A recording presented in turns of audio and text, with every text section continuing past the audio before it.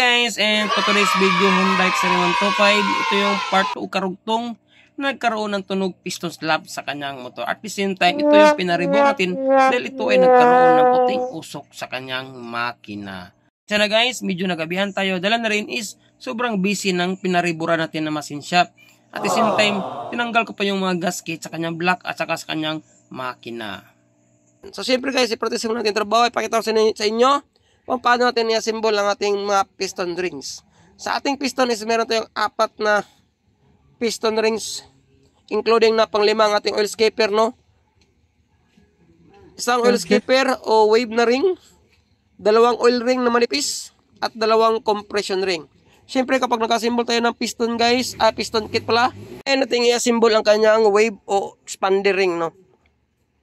So ang ring end gap niya guys ay dapat nasa pin, no? Piston pin na position. So depende rin sa inyo kung saan nyo siya ilagay. As long as hindi magkatabi ang lahat ng mga ring end gap guys. Next ay ang ating oil ring, no? Sa pinakaunang bahagi na layer ng ating piston. So ang kanto naman niya o ring end gap ay nalagay ko sa kanto ng sa piston pin. Okay. So yun. So ang next ito ang pangalawa nating oil ring.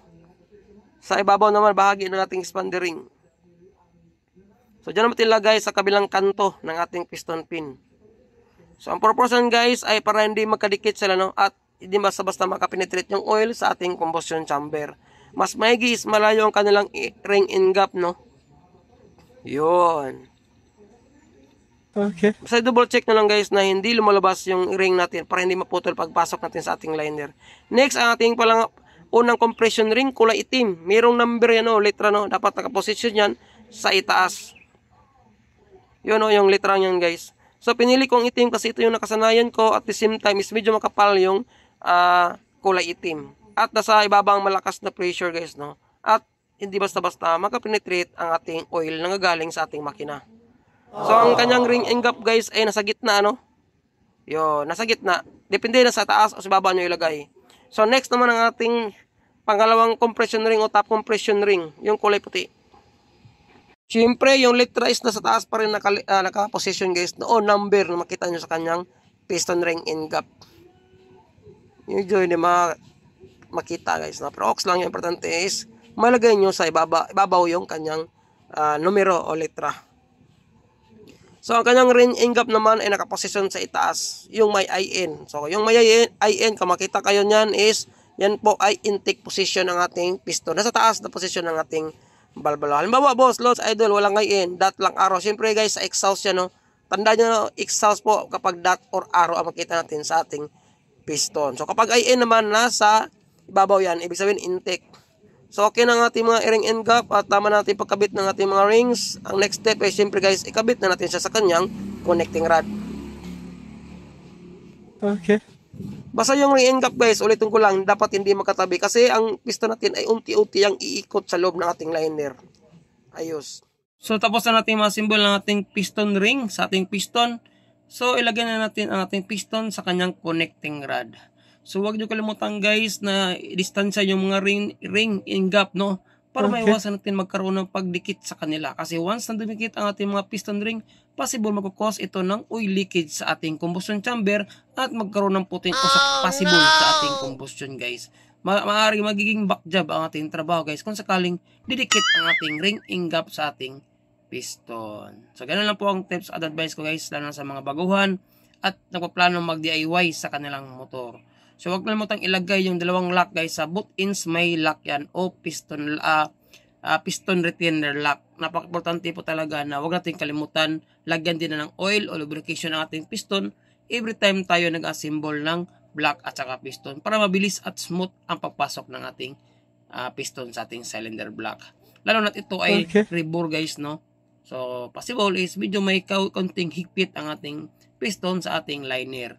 So yun, mas maigi is lagyan natin kaunting basahan para maiwasan natin na lumipad ang ating lock. Kahit gaano pa tayo expert sa sitwasyon na yan guys, mas maigi lagyan din natin ng basahan for sure na hindi tayo magkaroon ng problema in case na nilipad yung lock sa ating makina o papasok sa loob ng ating makina. So lagyan natin ulit ng oil guys for sure talaga na magkaroon talaga ng mabilis na pagpasok sa ating cylinder block.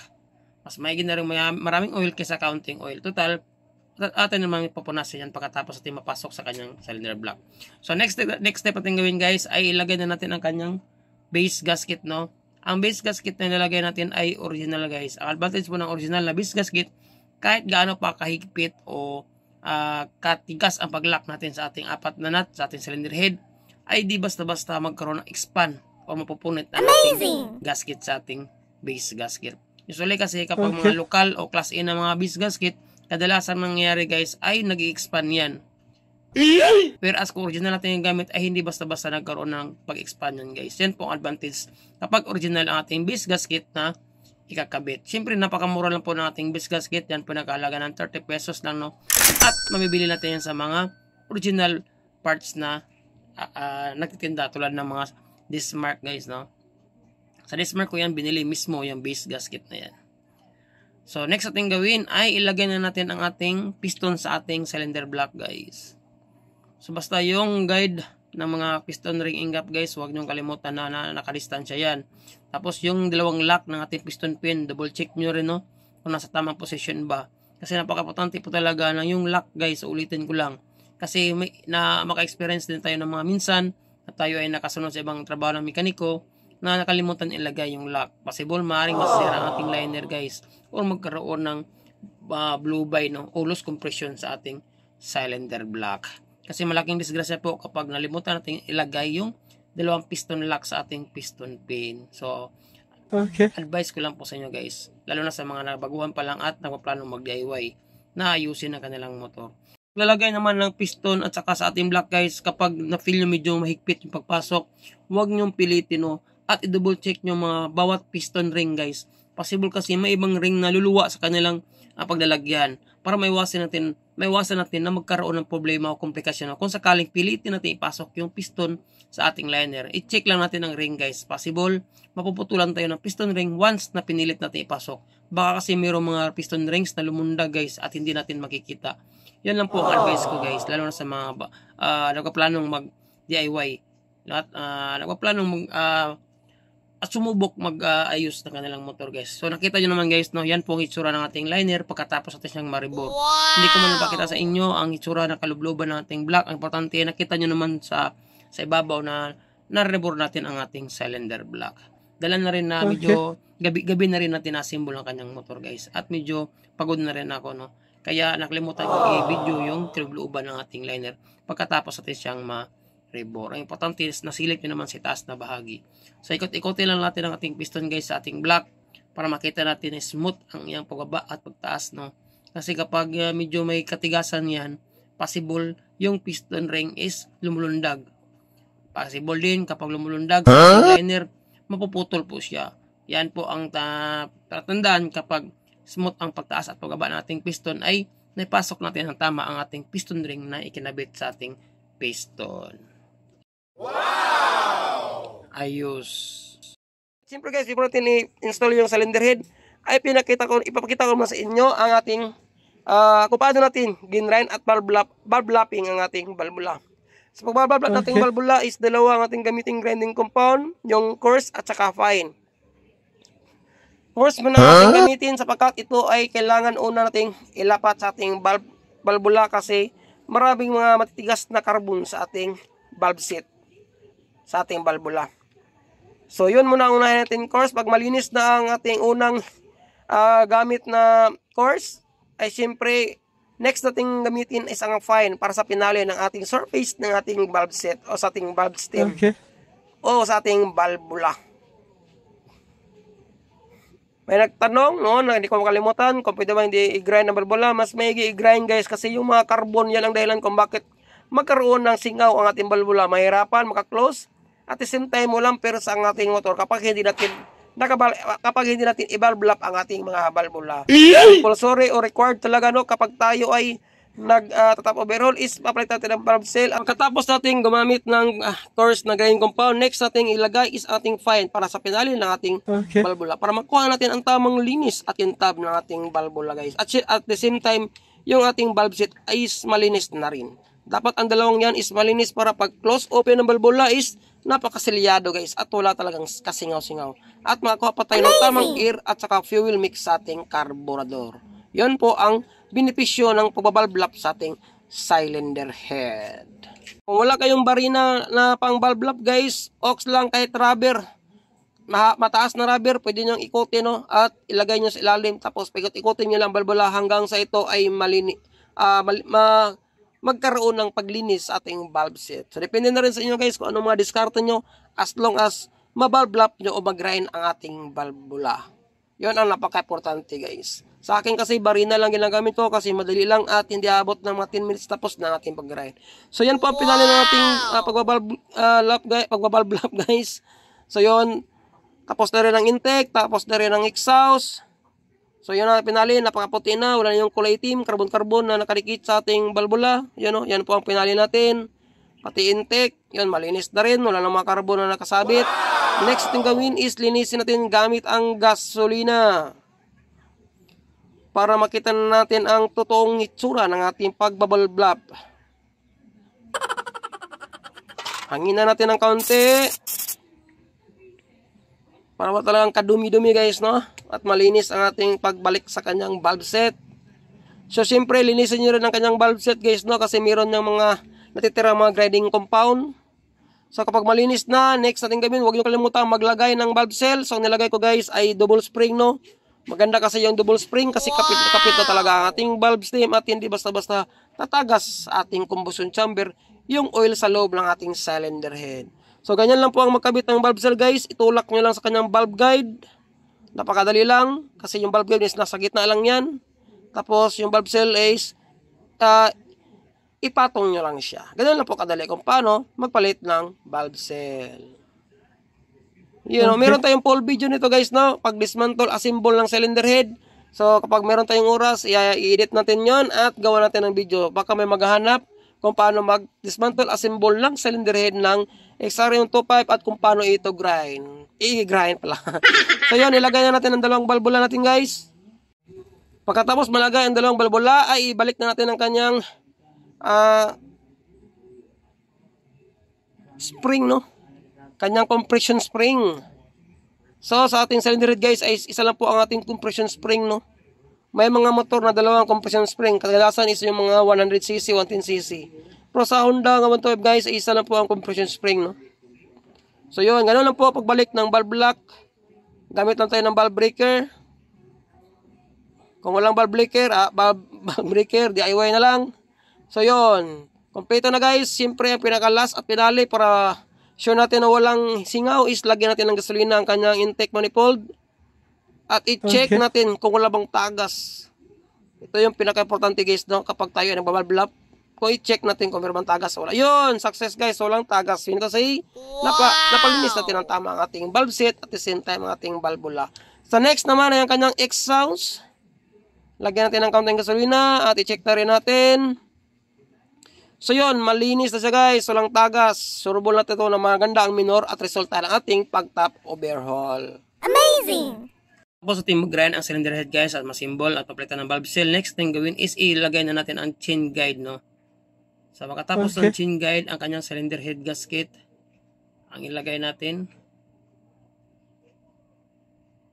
Kung ikaw bago pa sa channel sa ating video itong ginawa ko ay makatulong sa solusyon sa problema ng iyong motor, huwag mo sana kalimutang mag-like at subscribe at pinutin ang bell icon para lagi update sa aking mga videos na ina-upload.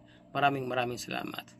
Kung ikaw ang ilang nagawi sa ating Facebook page, paki-like at paki-follow na rin guys. Maraming salamat na rin. At syempre, wala mo kalimutan i-shoutout sa lahat ng mga shoutout dyan sa baba, mga solid viewers natin at lalo na sa mga silent viewers.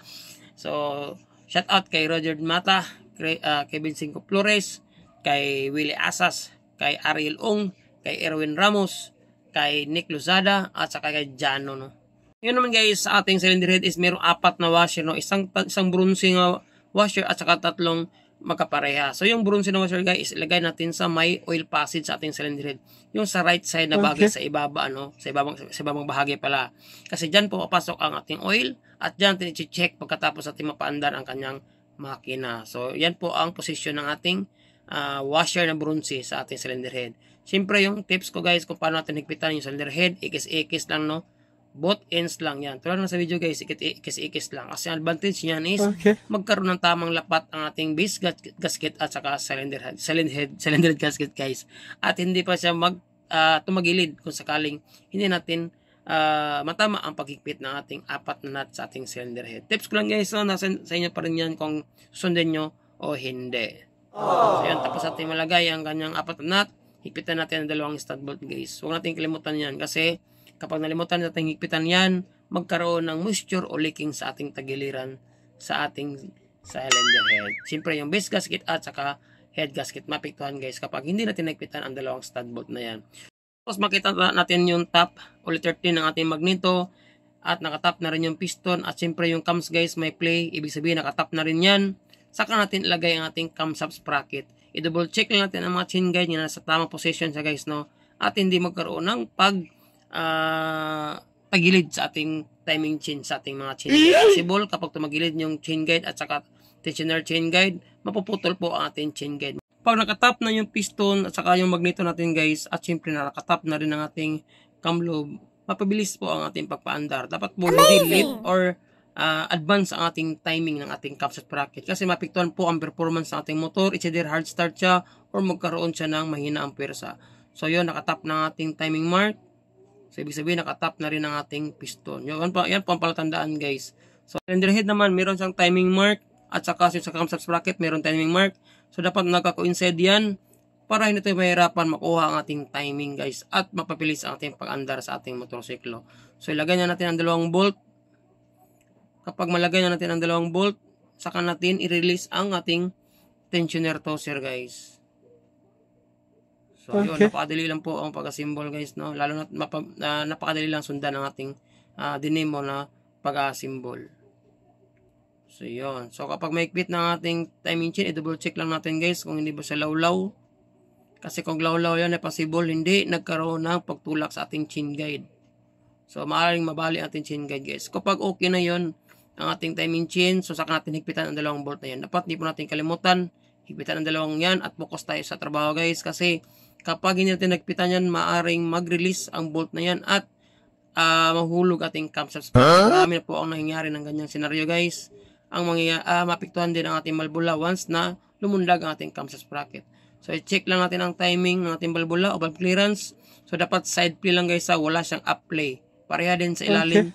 Side play lang, walang up play. Importante lang po na side lang ang kanyang clearance at wala siyang clearance na pang ibabaw.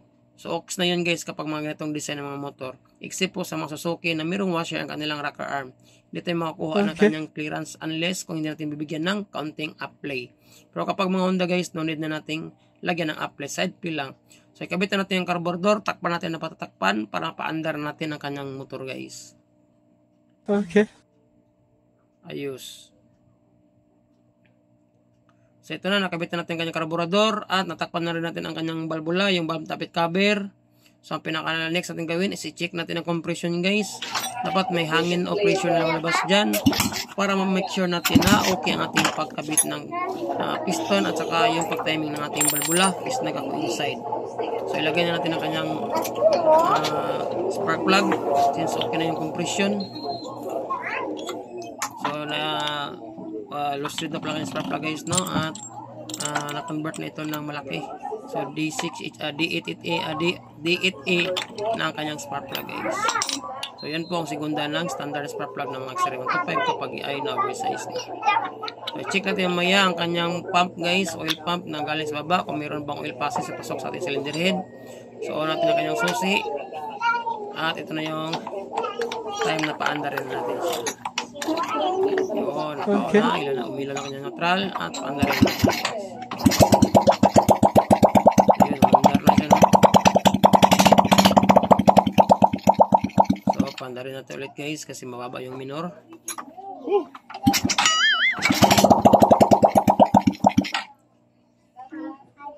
So advance natin ka ulit guys. Ano gusto rin na? So yun, umandar na. So tulad na sinabi ko kayo na, i-check natin ang oil pump. Kung functional ba siya, hindi ba nabarahan ang kanyang butas.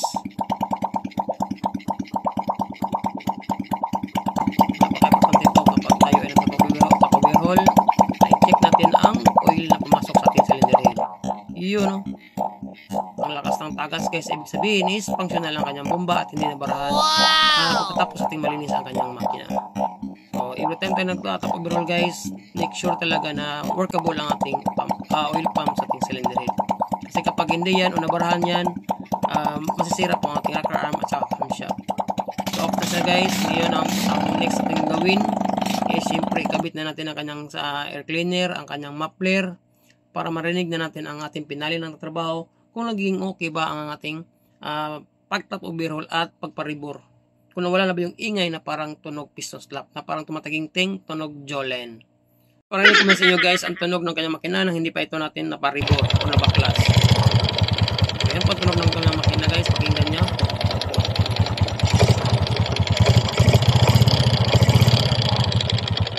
Parang jolen, tumataginting, tumakalampag.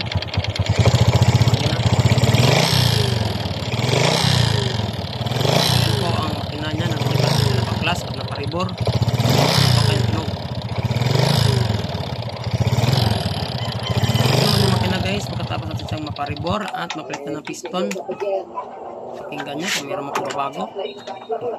Tanda rin natin.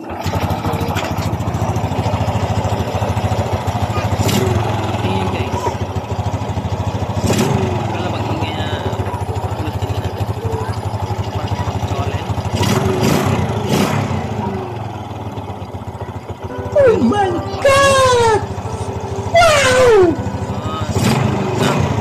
Guys, kapag na-confirm ng problema na kanyang makina ay piston slap. Kapag nakarinig kayo ng ganyang ingay guys, yan po ay piston slap at hindi connecting rod. Yan po ang dahilan, piston kumalampag sa loob ng ating cylinder block at liner.